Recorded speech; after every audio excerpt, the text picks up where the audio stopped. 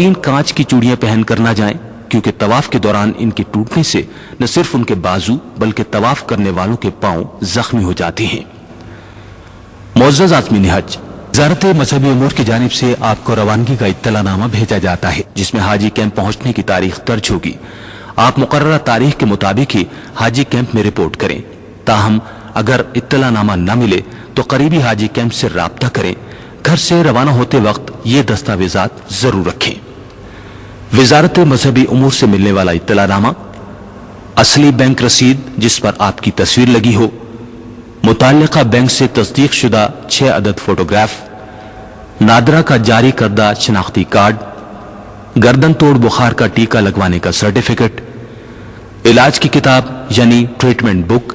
اگر آپ کسی بیماری کی وجہ سے خاص دوائی لے رہے ہوں تو اپنے ڈاکٹر سے ٹریٹمنٹ بک میں اس کا اندراج کروا لیں اور دوائی کا نسخہ بھی رکھ لیں۔ حج معلوماتی کتاب، مناسب ہوگا کہ ان دستاویزات کو ایک الگ چھوٹے بیگ میں ڈال لیں۔ حاجی کیمپ کے لیے روانہ ہوتے وقت اپنے عزیز و اقارب کو گھر پر ہی اللہ حافظ کہہ دیں۔ انہیں اپنے ہمراہ حاجی کیمپ لے کر نہ آئیں، کیونکہ انہیں حاجی کیمپ کے اندر آنے کی اجازت نہیں ہوگی۔ حاجی کیمپ میں داخل ہونے کے لیے آپ کو وزارت مذہبی امور کا اطلاع نامہ دکھانا ہوگا۔ اگر آپ حاجی کیمپ میں قیام کرنا چاہتے ہیں تو استقبالیہ کاؤنٹر سے رہائشی کمرے کے سلپ بنوائیں اور اپنا سامان مقررہ کمرے میں رکھیں۔ رہائشی کمروں میں گدے، تکیے، چادریں اور کمبل حاجی کیمپ کی طرف سے فراہم کیے جائیں گے، اس لیے یہ چیزیں ساتھ لانے کی ضرورت نہیں۔ اس کے بعد حاجی کیمپ کی ڈسپینسری سے گردن توڑ بخار کے ٹیکے کے سرٹیفکیٹ کی تصدیق کرائیں۔ اگر ٹیکہ نہیں لگوایا تو ٹیکہ بھی لگوا لیں۔ اس کے علاوہ ڈاکٹر سے طبی معائنہ بھی کروا لیں۔ ضروری دوائی لے جانا چاہتے ہوں تو حاجی کیمپ کا ڈاکٹر معائنے کے بعد آپ کی دوائی ایک ٹرانسپیرنٹ لفافے میں ڈال کر سیل کرنے کے بعد اپنے دستخط کر کے آپ کو دے دے گا۔ ڈاکٹر کے نسخے کے ساتھ دوائی اپنے ساتھ لے جا سکتے ہیں۔ اب آپ متعلقہ ایئر لائن کے کاؤنٹر پر وزارت کا اطلاع نامہ دکھا کر اپنا پاسپورٹ اور ٹکٹ حاصل کریں۔ پاسپورٹ حاصل کرنے کے بعد اس بات کی تسلی کر لیں کہ آپ کے پاسپورٹ پر سعودی قونصلیٹ کے ویزا کے سٹیکر پر قونصلر کے دستخط موجود ہوں۔ اس کے علاوہ یہ بھی چیک کر لیں کہ پاسپورٹ پر آپ ہی کے قوائف درج ہیں اور آپ کی تصویر لگی ہوئی ہے۔ اگر پاسپورٹ میں کوئی غلطی ہو تو حاجی کیمپ کے عملے سے رجوع کریں۔ گروپ لیڈر اپنے گروپ کے ارکان کے پاسپورٹ اور ٹکٹ حاصل کر سکتا ہے۔ اس کے بعد حاجی کیمپ میں قائم متعلقہ بینک بوتھ سے زر مبادلہ حاصل کریں۔ زر مبادلہ حاصل کرنے کے لیے آپ کو اصل بینک رسید، پاسپورٹ اور ٹکٹ پیش کرنا ہوگا۔ بینک آپ کو ضروری کٹوتیاں کرنے کے بعد ٹریولر چیک اور کچھ سعودی ریال کیش کی صورت میں دے گا۔ مکہ مکرمہ اور مدینہ منورہ کی رہائش کا کرایہ گورنمنٹ اسکیم کے تمام حجاج سے کاٹا جائے گا۔ اس کے علاوہ لازمی کٹوتی میں معلم فیس، ٹرانسپورٹ اور خیمے کے لیے واجبات تمام عازمین حج کے زر مبادلے سے کاٹے جائیں گے۔ اس بات کا خیال رکھیں کہ اپنا زر مبادلہ خود حاصل کریں۔ خواتین کا زر مبادلہ ان کے محرم حاصل کر سکتے ہیں۔ بینک والے آپ کے پاسپورٹ سے لازمی کٹوتی کا صفحہ اور ایک شناختی لاکٹ نکال کر آپ کو دیں گے۔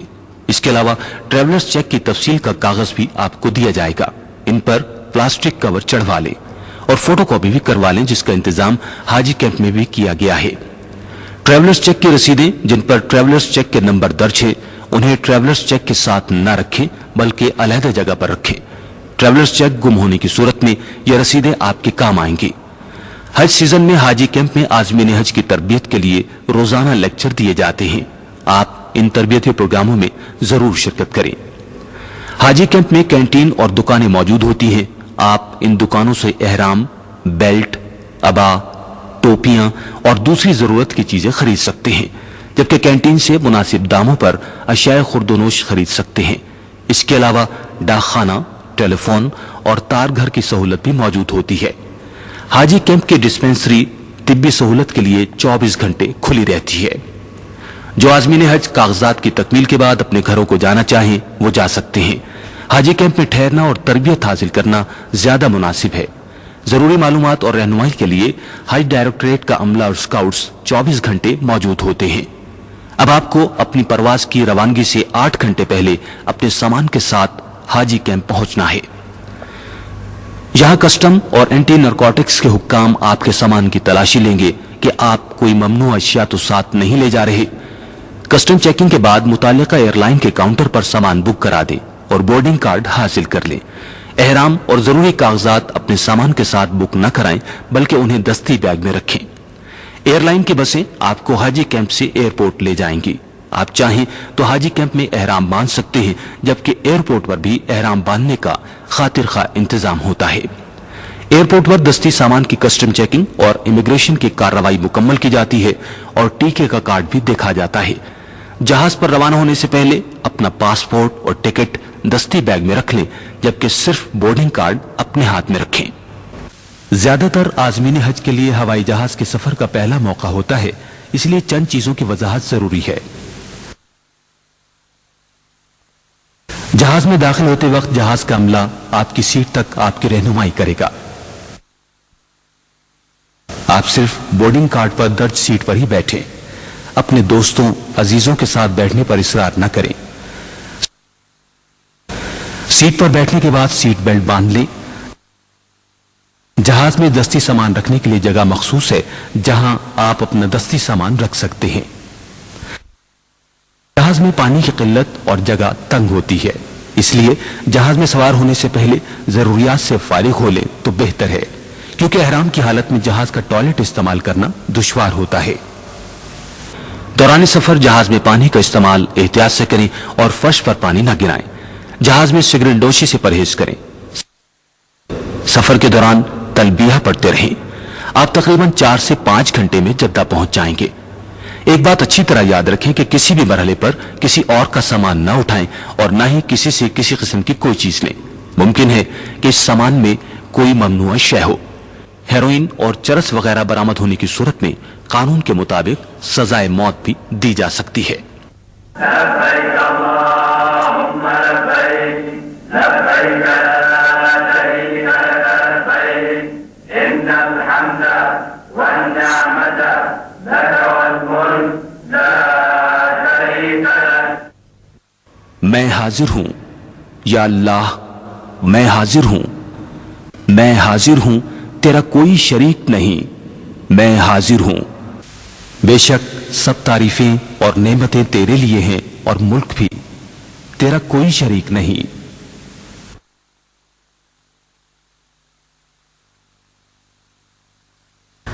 جہاز سے اتر کر آپ بڑے ہال یعنی انتظار گاہ میں آئیں گے۔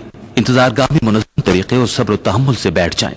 یہاں خواتین اور مرد اپنے اپنے پاسپورٹ ہاتھ میں رکھیں، کیونکہ دونوں کو الگ الگ کاؤنٹر سے گزر کر سعودی امیگریشن کی مہر لگوانا ہوگی۔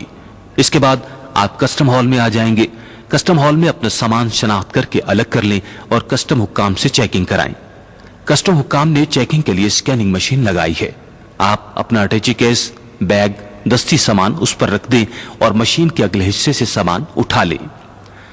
ضرورت پڑنے پر کسٹم حکام سامان کھول کر چیک کرتے ہیں۔ کسٹم حکام آپ کے سامان کو اچھی طرح جانچ پڑتال کریں گے اور سامان پر کلیئرنس کا سرٹیفکیٹ لگائیں گے۔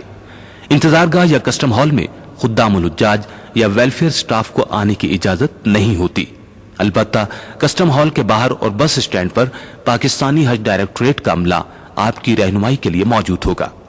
کسٹم ہال سے باہر آ کر تسلی کر لیں کہ آپ اپنا تمام سامان باہر لے کر آئے ہیں۔